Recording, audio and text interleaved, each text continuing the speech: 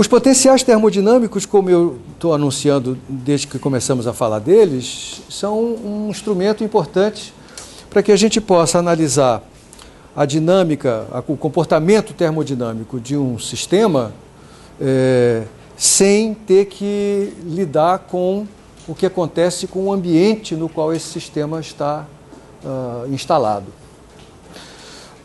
Você sabe até esse momento que o estado de equilíbrio de um sistema ele é determinado por aquele estado que maximiza a entropia global, a entropia total. Onde a entropia total é a entropia do sistema que eu estou focalizando, mais a entropia do ambiente que o cerca, do ambiente com o qual ele troca energia e volume, né, e espaço. Então a gente sabe como determinar o estado de equilíbrio se eu tenho um sistema que está fechado, que não troca partículas, que não troca volume, nem energia com alguma coisa. E aqui dentro eu tenho vários subsistemas que podem estar trocando essas coisas entre si, e a maneira como a energia se distribui entre esses vários sistemas fechados dentro dessa caixa é aquela que torna a entropia do conjunto a maior possível. Verdade? Eu vou lhe mostrar hoje que esse critério de determinação do estado de equilíbrio pode ser transformado num critério através do qual eu só preciso olhar para o que acontece com o sistema de interesse. Eu não preciso mais olhar para o sistema ou para o ambiente no qual ele está imerso. Tá?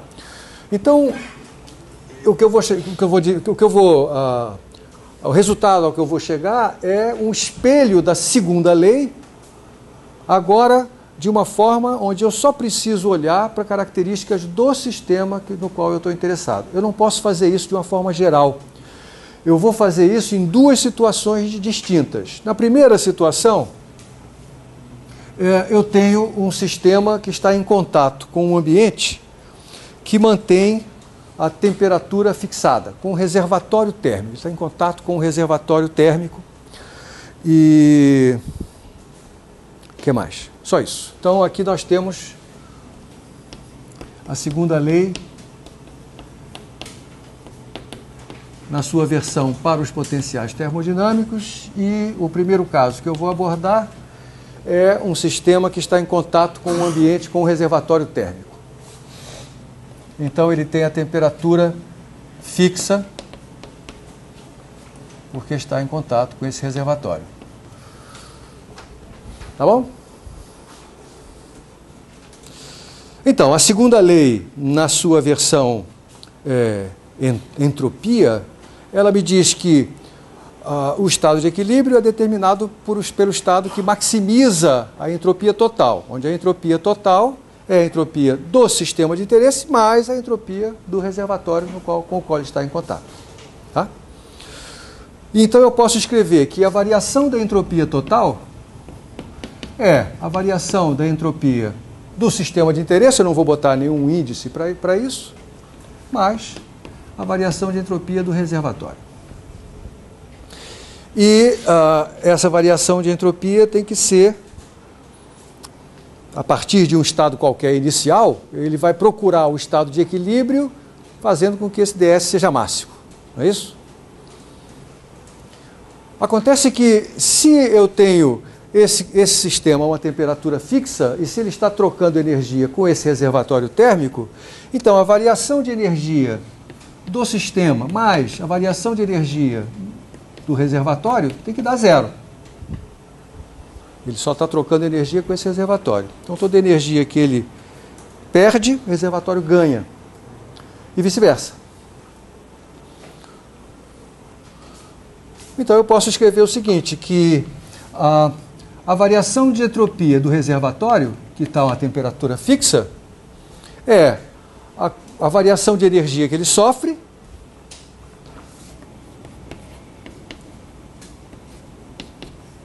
dividido pela temperatura.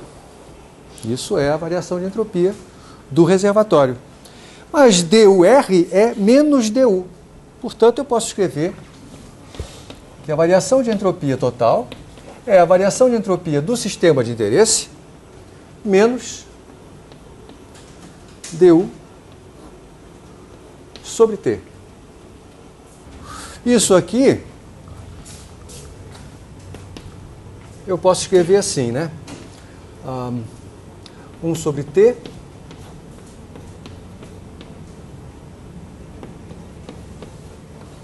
TdS menos du, ou ainda menos 1 sobre T du menos TdS. Tá bom? Então, eu quero que isso aqui seja positivo, para que o sistema vá procurar o seu estado de equilíbrio. A entropia total tem que crescer. Tá certo?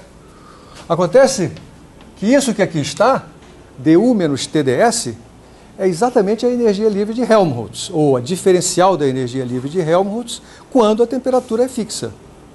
Né? Então, isso aqui é dF.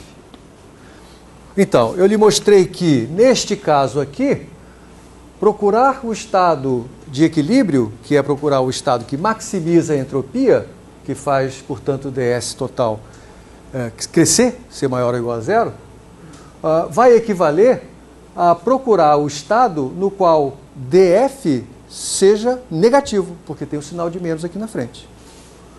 Como resultado, o estado de equilíbrio vai ser determinado, nesse caso, pelo mínimo da energia de Helmholtz. O que eu mostrei aqui, no fundo, de uma forma simples, é que procurar o máximo da entropia total nesta situação é o mesmo que procurar o mínimo da energia de Helmholtz. Mas cuidado, naquela condição ali. Tá? Isso não é em geral. Então, naquela situação que eu acabo de descrever, procurar o máximo da entropia total é a mesma coisa que procurar o mínimo da energia de Helmholtz do sistema. Veja que o interessante desse resultado é que, para eu procurar o estado de equilíbrio, eu só preciso olhar para o sistema, não preciso olhar para o resto do universo. Essa que é a vantagem que a gente ganha quando a gente interpreta a segunda lei em termos da energia de Helmholtz para aquele caso.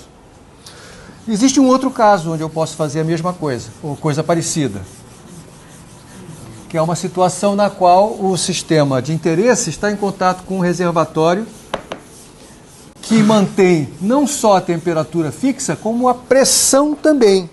E aí eu posso deixar o volume flutuar. Tá? Então, se eu tenho agora T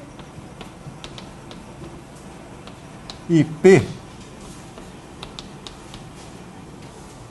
fixadas, então nós vamos poder fazer algo parecido. Por quê? Porque, como chamou a atenção o Gustavo agora, neste caso, eu posso escrever, continuo escrevendo que a variação de entropia total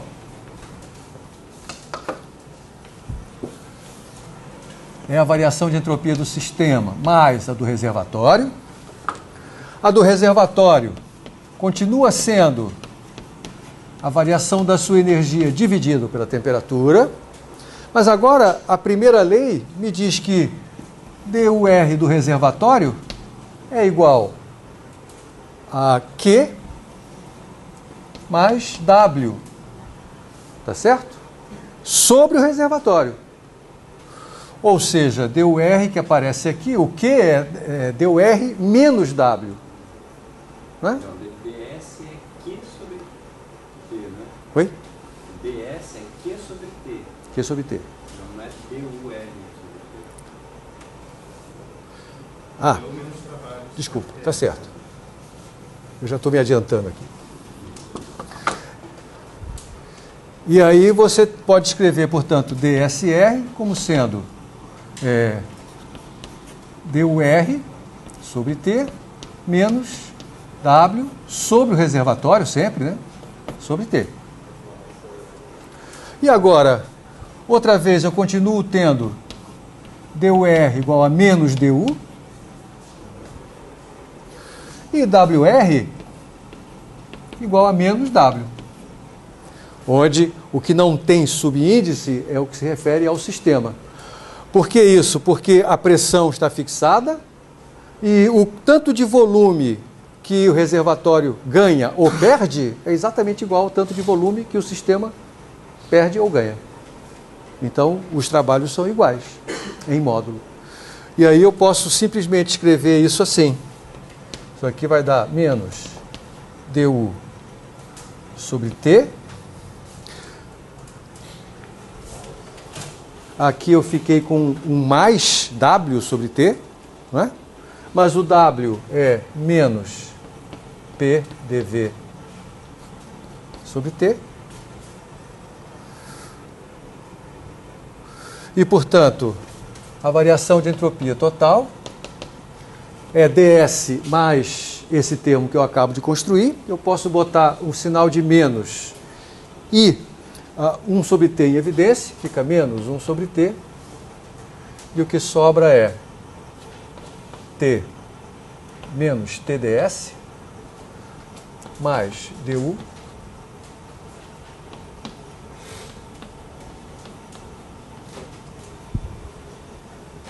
mais PDV, ou ainda D de U menos TS mais PV, já que T e P são constantes. Isso aqui é a energia livre de Gibbs. Como resultado, para que a entropia total na busca pelo estado de equilíbrio seja positiva, é necessário que a energia de Gibbs seja negativa nessa busca, o que significa que o estado de equilíbrio é o estado que torna mínimo a energia de Gibbs.